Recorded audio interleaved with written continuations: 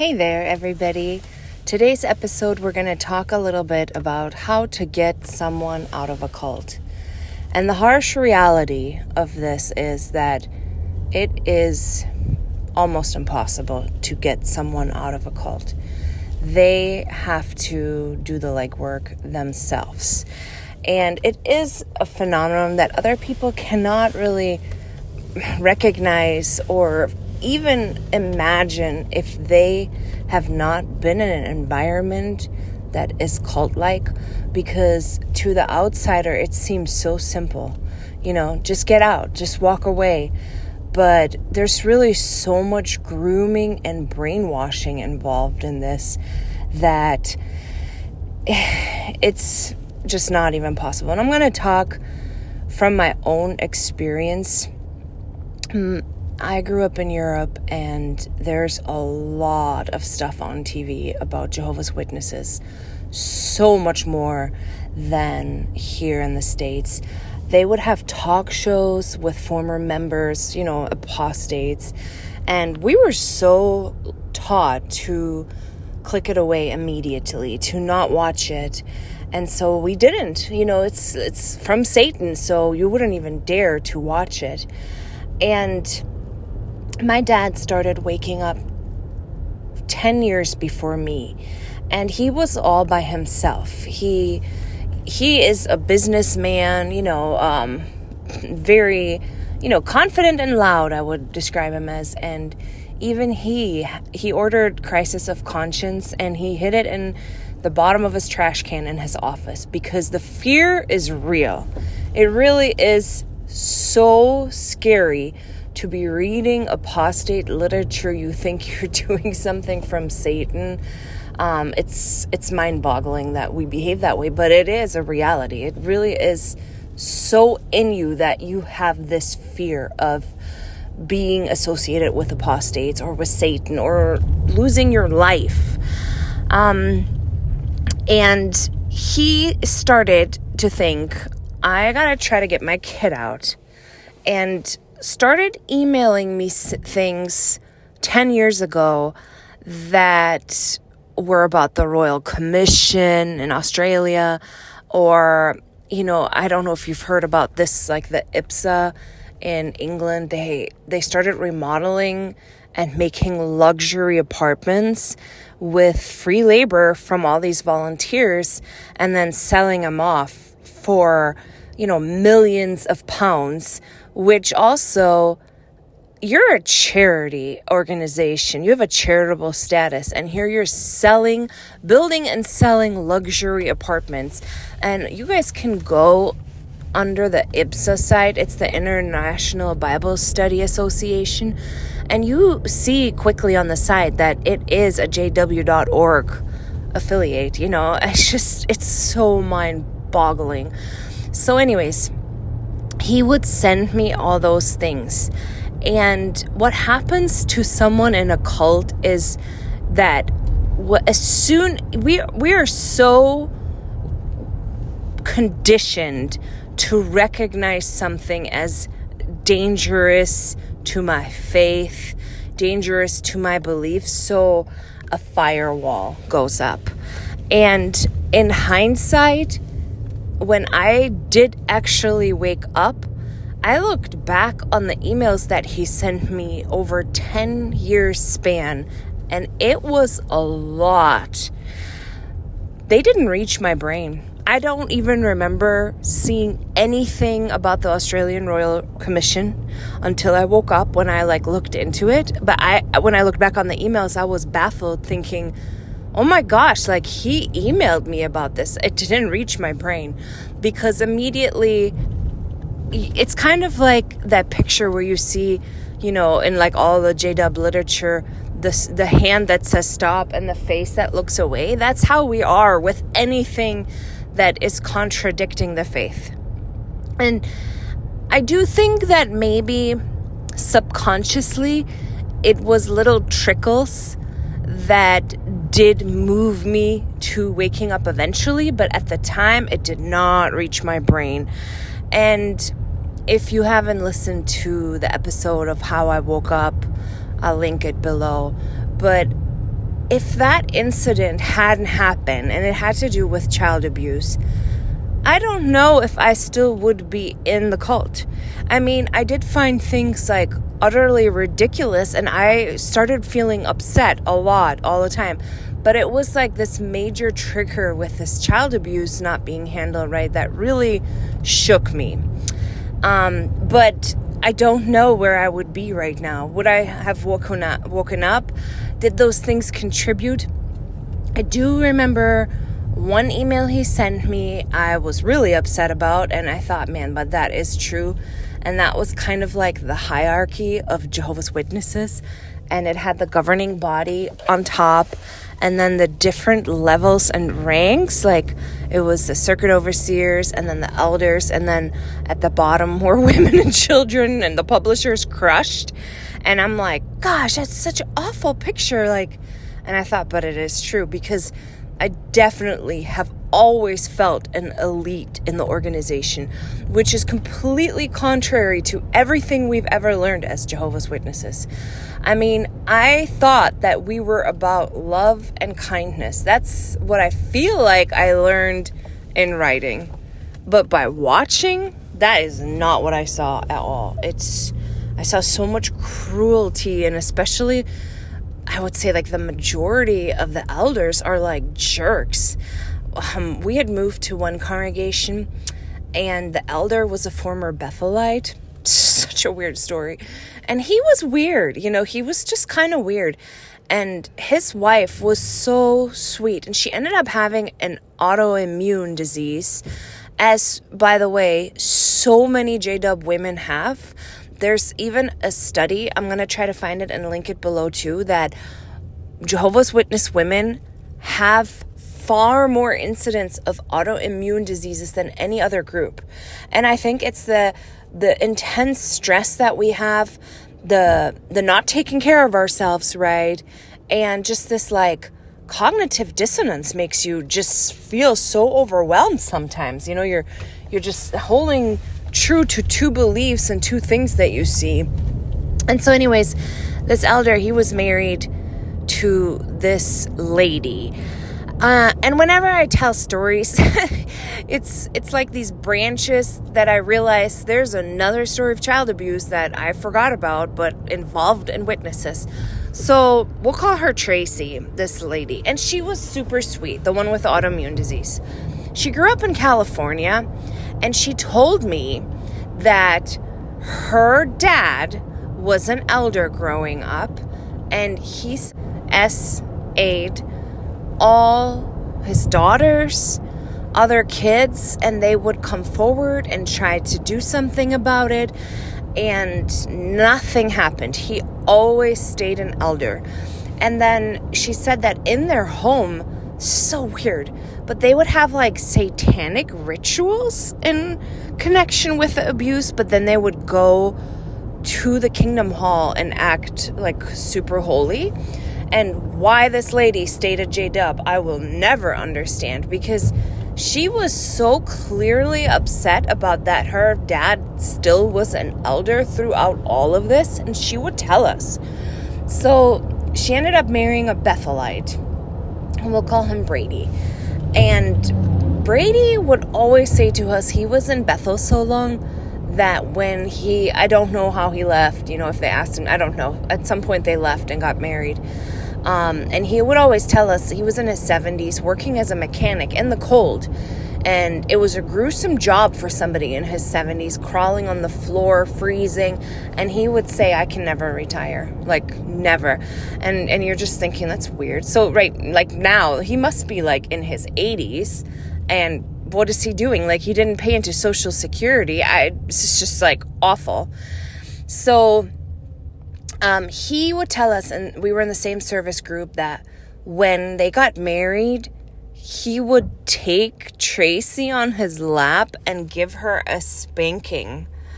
And I'm like thinking, is he joking? And she was like, no, he did. Like when he thought I was naughty, he would give me a spanking like a kid. And I'm like, lady, this is not normal.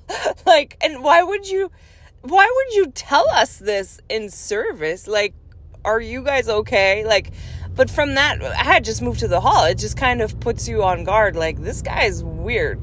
And I'm sure because of her upbringing, it didn't help her have, like, good decision making with a spouse and a partner. And she stayed at JW, and this guy was the elder, you know. So, I mean, I'm not surprised that she has an autoimmune disease for everything that she's gone through. And she really was nice. He was not.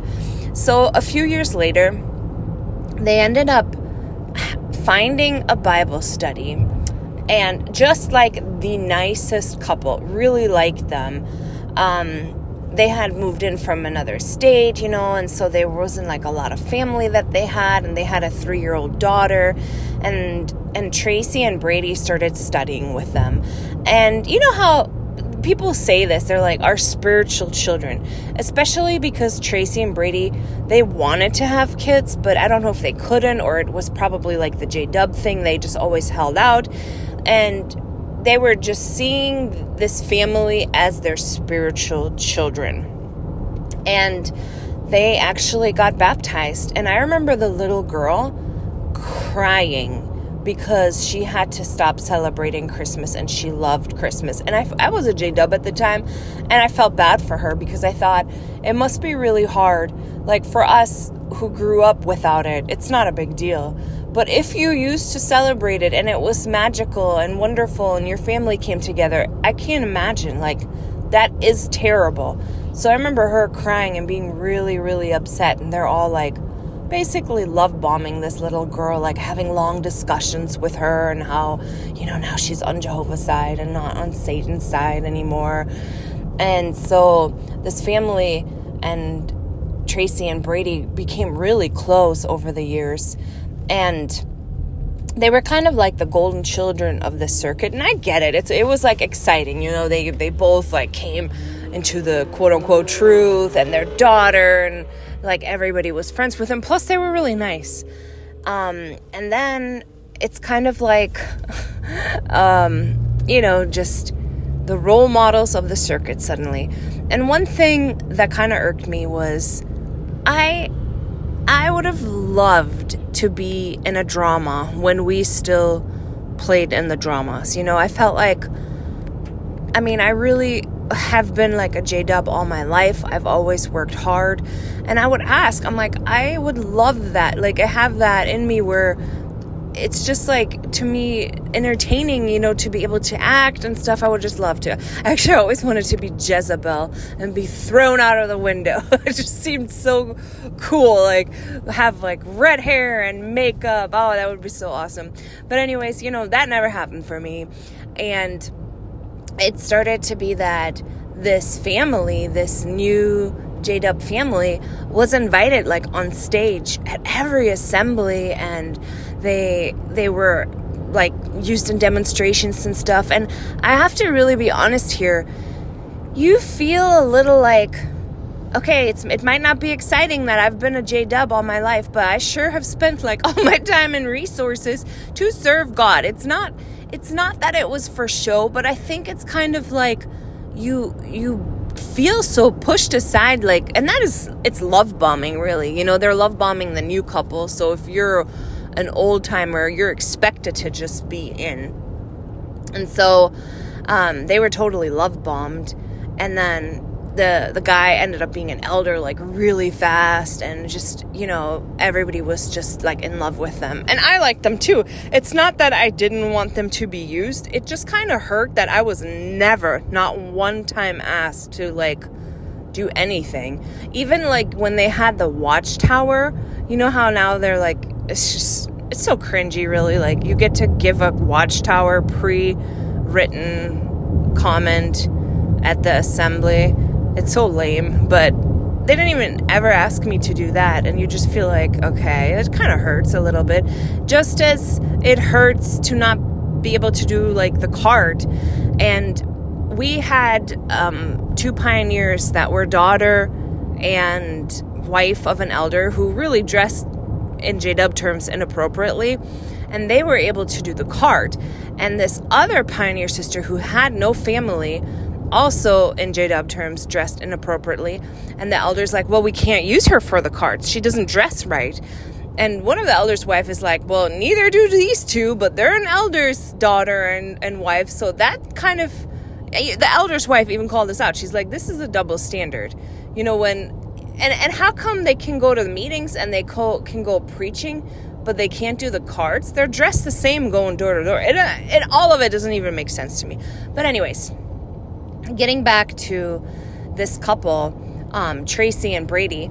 So because they didn't have kids one day, they asked this new spiritual family that they studied with, they asked the wife that they wanted to adopt her as a grown A woman who has parents.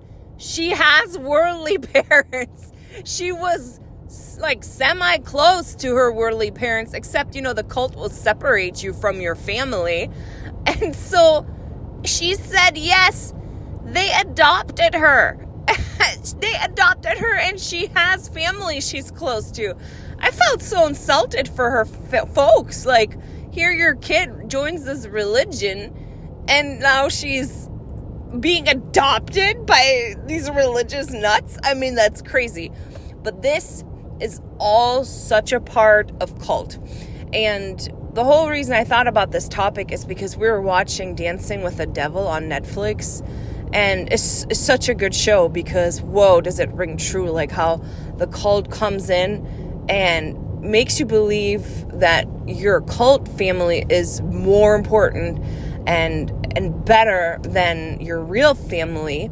And as soon as you try to wake them up, their guard goes up and they feel like they can't be with you at all anymore now because you're trying to separate them from God. And that's like the whole basis of this thing too, is it is so in you that you will die, that your children will die. Like the loyalty, the fear is so real. So trying to wake them up or showing them stuff does not really work. Your guard goes up. I think some of the really effective things are, first of all, I think that in school, we should learn about cults already. Not one time did we ever learn anything about cults or cult-like behavior in high school.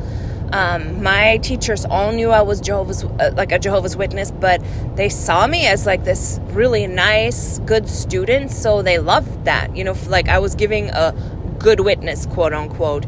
But meanwhile, if you say to a lot of people like Jehovah's Witnesses are a cult, a lot of people were like, no, they're not. I had someone argue with me how they're not a cult. And I'm like, I was in it. Like, I would know. But so those things I feel like is so important to do in school. Learn like the bite model. You don't have to say, oh, hey, you know, Braylon, you're in a cult. Like, no, you just talk about what a cult looks like. You don't attack anybody's religion, but hopefully when they're paying attention, they're drawing some conclusions, you know? And one of my mom's teachers in Europe, she did that. They watched Animal Farm, and my mom said it did always stick in her mind. And she's like, in hindsight, I feel like they made us watch it because they probably recognized, like, this is kind of weird. And if you haven't seen or read Animal Farm, there's like a little cartoon. I'll try to link that too. I watched it with the kids. Like, it was powerful because, wow. So I think the education part is very important. And why are Jehovah's Witnesses so fearful of you going to college? Because in college, they talk about cults. So, I mean, immediately as I started going back to school, oh my gosh, just recently, and we talked about cults all the time, you know, and I'm like, wow, I love this, but also we should have learned this in high school already, and maybe even in middle school. Like, just start, you know, talking about the history and what it's like. And there's many cults. Also, a really good video is the TED Ed with Janja Lalich about cults. Just so good. And I think another very effective thing that I learned from Steve Hassan, I read Combating Mind Called Control, super good, is don't talk about the religion. And if you're a former member and they're already a little wary of you, just connect with them on a level outside of the cult, like with memories that you have, a trip, a good time, like connect with them. Because every cult person has a cult personality and their real personality. When they feel threatened that you're like jeopardizing their cult, they slip into the cult personality and their guard goes up. But if you can tap in, especially if they're not born into the person that they used to be, and it is possible by just like laughing and having a good time and reminiscing on things you did together, you can kind of bypass that cult mentality and connect with a real person. And then you can ask questions. Don't threaten the cult ever. Does not work. But you can ask questions like, what do you really like about this? And what do you think of this? And do you think like are you happy right now? Or, just like mild questions that make them think, but don't put them on alert. And the other thing that I found really, really powerful was watching documentaries about other cults. That is such an effective method. One of my friends woke up reading the Leah Remini book about Scientology. There's so many similarities in how Scientology is structured. And guess what? Scientology's weird. Their beliefs are weird. I was like, we're not like Scientology. We have the truth. But guess what? The structure is the same. Shunning, control, information control, behavior control, thought control, all those things. And then one of my cousins, he was kind of like Pomey, person out-minded. He left, but he didn't ever really work through that it's not the truth. So that kind of lingers in the back of your mind, thinking that it's still the truth. And his worldly wife was watching something. It's that Netflix show about the polygamy Mormon group, and it's like shocking. But she was watching it, and he was putting the baby to bed, and he was listening to what she was watching, and he thought, is she watching something about the J-dubs? And when the baby was asleep, he went out and he watched like the rest of the episode with her, and he's like, this is so much like what we went through. And then she went to bed and he rewound all the other episodes that she'd watched and watched everything, and that kind of helped him like wake up. He's like, oh my gosh, I grew up in a cult. And I feel like it's so important to not only just leave. Like, I feel like leaving without working through it makes you sick. You have to really work through and recognize this was never the truth. You didn't leave the truth. This was all BS. From the time of Rutherford and Russell, who were crooked men. We'll have a whole episode on those two. They were crooked. They were liars. They were philanderers. They were separated. They were everything. I mean, they were not good guys, and they didn't teach Bible truths. So to recognize at what point was it the truth? The answer is at no point. So then it's not the truth, But you have to kind of work through that and do your research. Like JW Facts is a very, very good site, especially if you're a Bible reader. You can compare so much. But I think those things are kind of good things. And you have to find what the other person reacts to as well. Like, so many are mathematically inclined, and the whole falling of Jerusalem really bothers them, that date.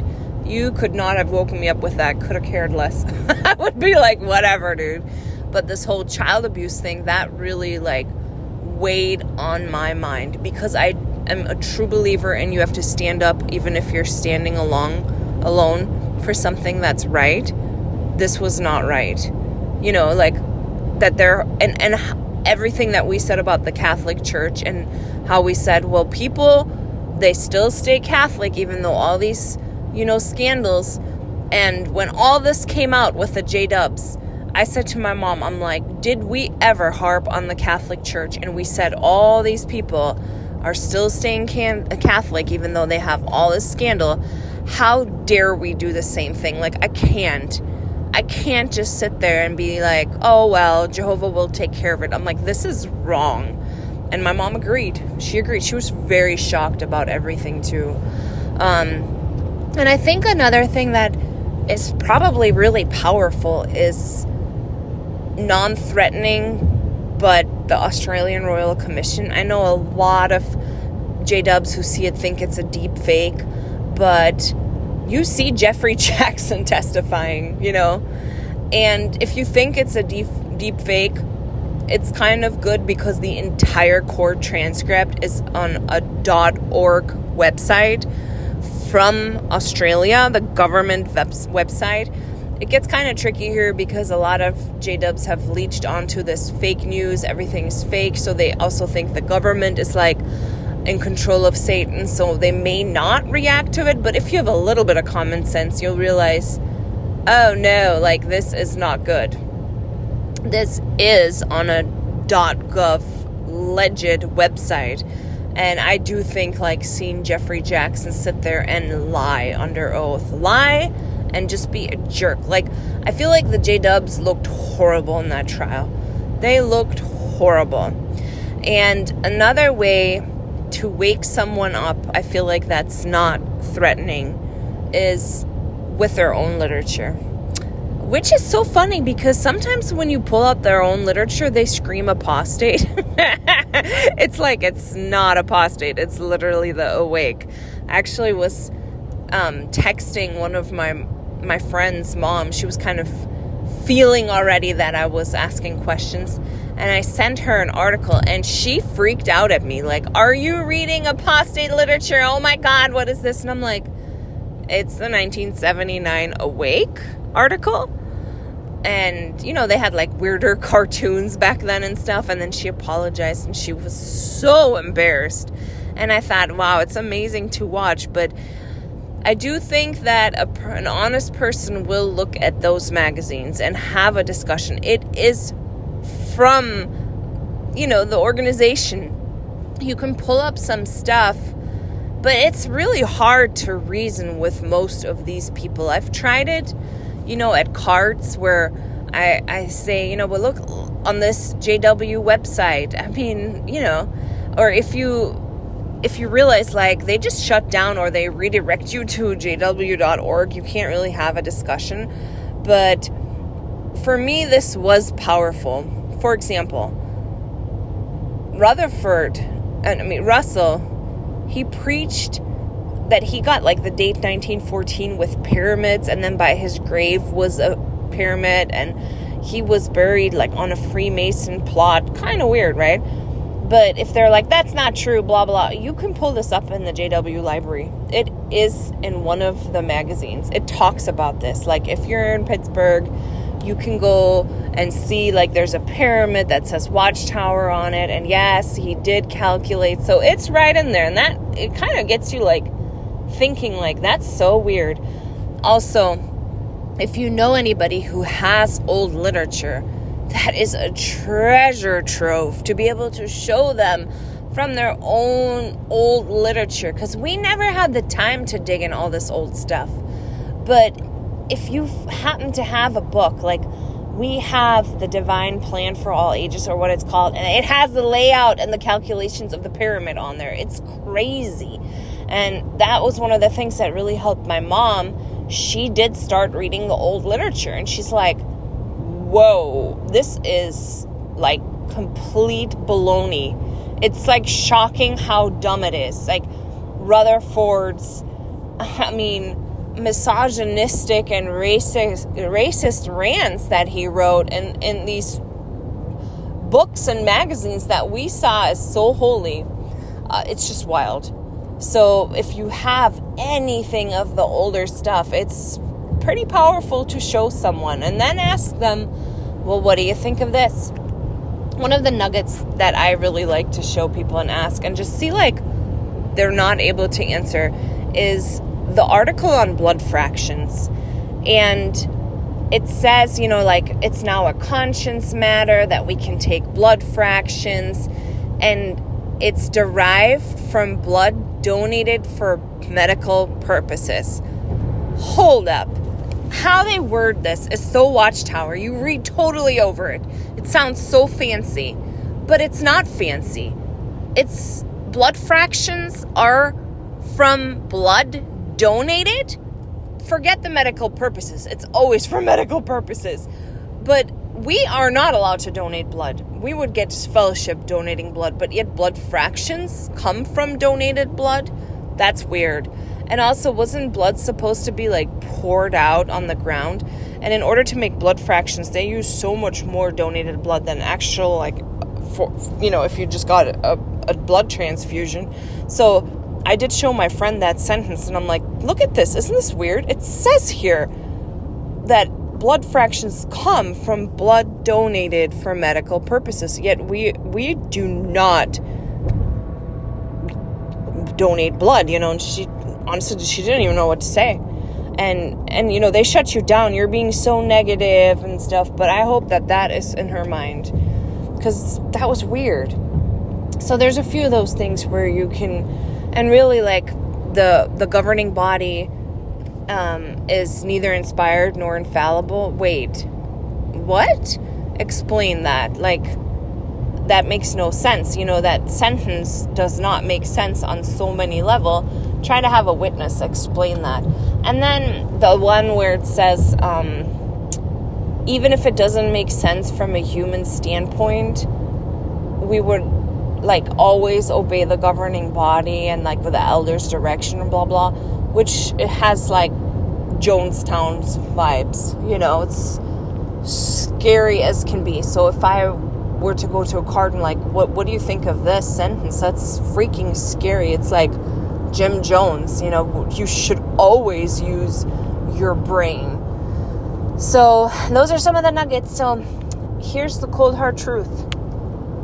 It is nearly impossible to get someone to wake up from a cult. They kind of have to do it on their own. You have to do it on your own.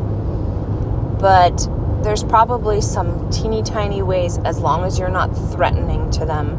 Because as soon as they feel threatened, it just goes up. And what I say sometimes too is, like, I'm not asking you to look at anything J-Dub, but look at the structure of a cult, because Steve Hassan, he has such good articles on, like, the structures of cults, and there's other articles, and I'm like, do you feel like that identifies?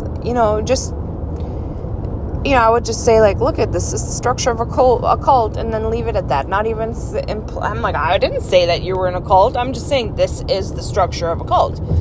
So I feel like in order to stay close to your loved one and have a relationship, don't threaten their belief. And maybe you can get some little nuggets in here and there. And hopefully they're not going to be too separated from you, so that they do stay in touch with you. And that you'll eventually be able to have them back in your life. Like, here's to hoping, really. So that was today's episode. See you guys later.